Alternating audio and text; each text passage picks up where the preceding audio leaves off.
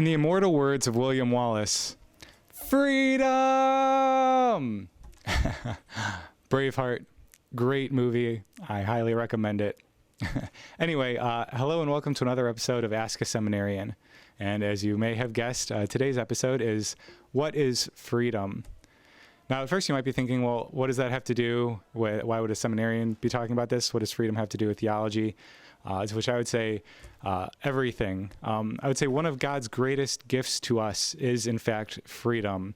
And without our freedom, we wouldn't be able to love. We'd essentially become robots. And, it requires our free will to love and live in relationship with God. That's another talk for another day. So that's one thing.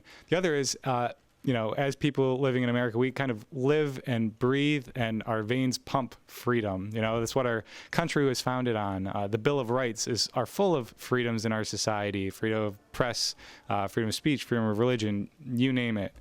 So I thought it be probably a good idea to define, well, what really is freedom?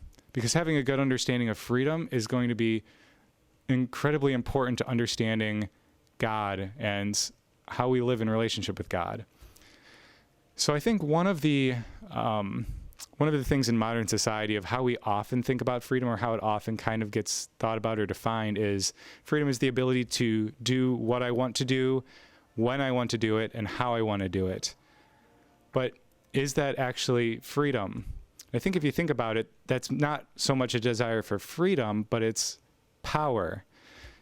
What else is power besides the ability to do what you want, when you want, and how you want to do it without anyone getting in the way or standing in your way? So that might be a component of exercising your free will and what freedom is, but that's only a piece of it. So I want to take a step back and look at a concept from political philosophy called positive liberty and negative liberty, or positive freedom and negative freedom.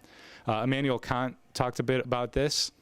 And the idea is, what we had been just talking about is more like negative freedom. So negative freedom is the freedom from external restrictions that are preventing you from exercising your free will and doing what you want to do.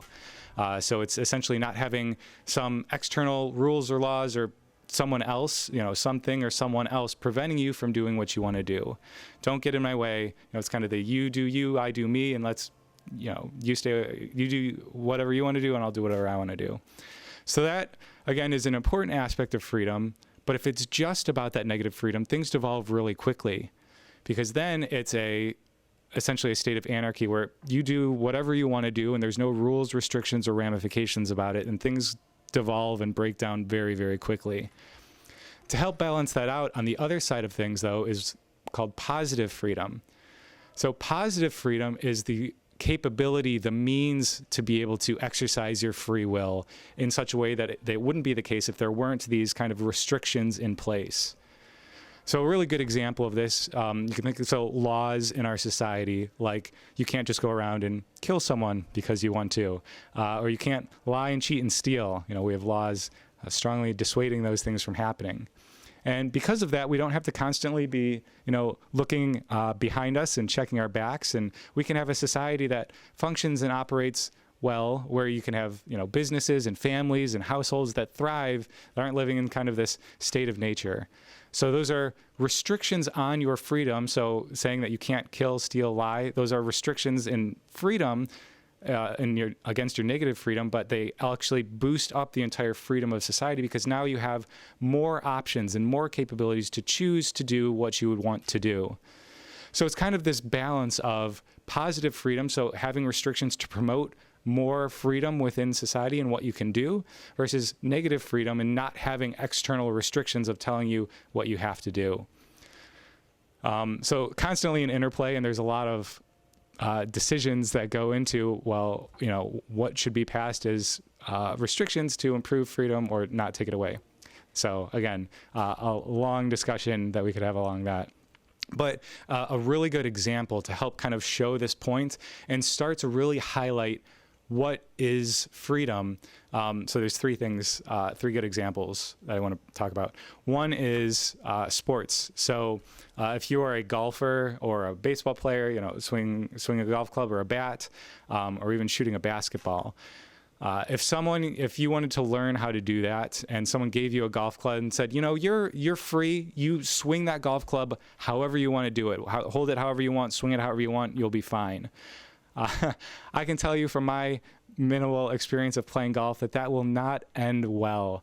I am kind of terrible and still try to, follow some rules of golfing, and it's not good. But yeah, so there are important things that you need to follow. And if you're just told do what you want, it's not going to end well. Same thing in terms of, let's say, playing a musical instrument. If someone hands you a guitar and says, you're free, you do what you want to do, hold it however you want, you just start playing, rocking out, it'll sound pretty terrible. And even same thing with language. If you say you can ignore the rules of grammar and vocabulary, just start making noises, well, you'll be incoherent. But if you want to be truly free and do these things well, to speak poetically and put together beautiful books and language and poetry, you need to follow rules of grammar and syntax and vocabulary. And like I'm communicating with you, it's following these rules where we can communicate effectively. And I am free to speak the English language well, although in some limited capacities with random stammering and forgetting words or whatever. Same thing playing a musical instrument. Following the rules of, how you should finger the guitar or play the piano or do whatever. You're following rules, natural state of things of how to play that instrument well.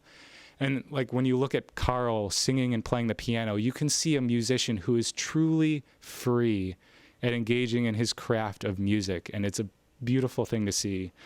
And same thing, a golfer like Tiger Woods in his prime, swinging that golf club.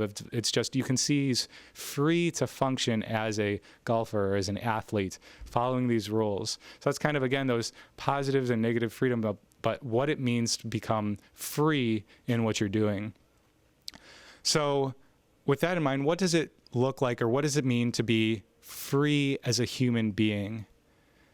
Well, in those cases, you can take it from whether athlete, musician, poet, and apply it to a human being. And a human being fully free and fully alive is living into the person that God has always meant them to be. You are living into the best version of yourself, who God has crafted and created you to be.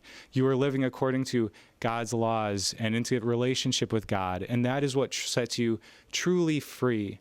It's not about doing what I want, when I want, how I want to do it, but it's about living into the person that God has always meant you to be, living into the calling that He has placed in your life, so that you can become truly free as a human being, as a child of God. And that's really why St. Paul, when he talks about in one breath, he can say that he is a slave of Christ Jesus, and in the next breath, he can say it is for freedom that Christ set him free, or that Christ sets us free.